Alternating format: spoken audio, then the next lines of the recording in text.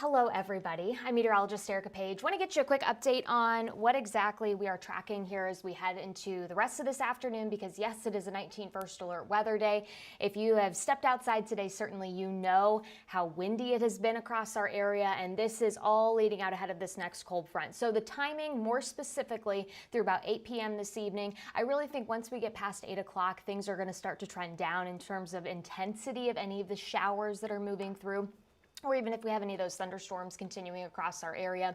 And really, it's just then the slow drop in our temperatures as we head through the overnight into the second half of the weekend. So that's what we're going to be tracking for your Sunday. But again, 19 first alert weather day, mainly in place for the fact that we're going to have some rain moving in this afternoon. You may have already started to notice some of that moving into our area. You may hear a couple rumbles of thunder in the mix as well. And we are going to be talking about a little bit more of that wind until those temperatures start to fall. So here's a quick look at first alert Doppler Network, and I'm going to zoom this picture out just so you get a more broad idea of how this system is continuing to kind of develop across our area. So you'll definitely see the rain starting to move through places like Toledo right now and places just east. But as you go farther to the south, you really start to see a little bit more energy for those storms. Those storms certainly do look a little bit more impressive down to our south, and that is where the Storm Prediction Center has highlighted the best opportunity for some parts of the country to see severe weather today. You'll notice that does not include Northeast Ohio. Yes, you see the lighter green highlight, but all that means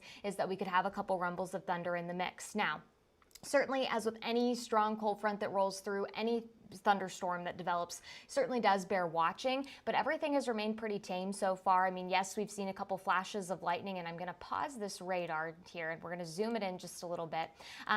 But you'll notice, other than a couple bolts of lightning here out towards the Fremont area north of Tiffin, most of the activity is just a little bit of light rain, couple heavy downpours basically right along that leading edge of the front, but overall nothing too impressive. We will continue to watch things pretty closely here as we go through the rest of this afternoon. Should a thunderstorm become a bit more organized, and again, the severe threat is extremely low for us today, but just to cover our bases here, should a thunderstorm become a bit more organized, we get a little bit more structure. At best, I think we're talking winds gusting over 50 miles per hour. Doesn't take much in this already windy environment to tip that scale for a storm to produce just a little bit more wind, because what's happening is you're mixing down those stronger winds in the upper levels of the atmosphere closer to the surface. So we'll see what happens with these thunderstorms today.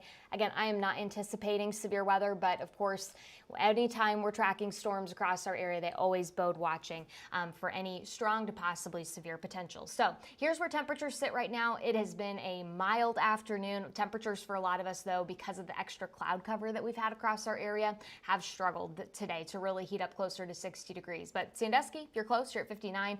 Worcester, Lorain, 57. Cleveland's also at 57. Akron, Canton area right around the mid-50s, around 55. Ashtabula, 56. So certainly a lot of fuel to keep some showers, couple rumbles of thunder going here over the next few hours. If you do have evening plans out and about, I would definitely keep the rain gear with you this evening, just because we're still going to be dealing with some scattered rounds of rain. I would say through at least midnight, and then we will finally start to trend drier once we head into the overnight, but you can really see where that temperature starts to drop as we get past midnight. So quick look at first alert future view for you.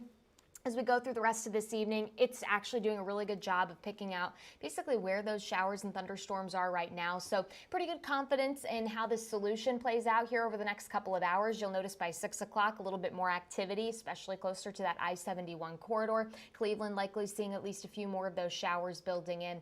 And then really, once we get closer to about 8, 9 o'clock, you'll see that the stronger storms, if we see any today, are going to be well off towards our east. We could still see a couple heavy downpours. That's not off the table as we go into the rest of this evening, but really activity continues to trend downward because you're after sunset, and what little bit of fuel we have in our atmosphere is going to start to slip away from us as we work in some of those cooler temperatures once we get past midnight. So that's where we're trending a lot drier.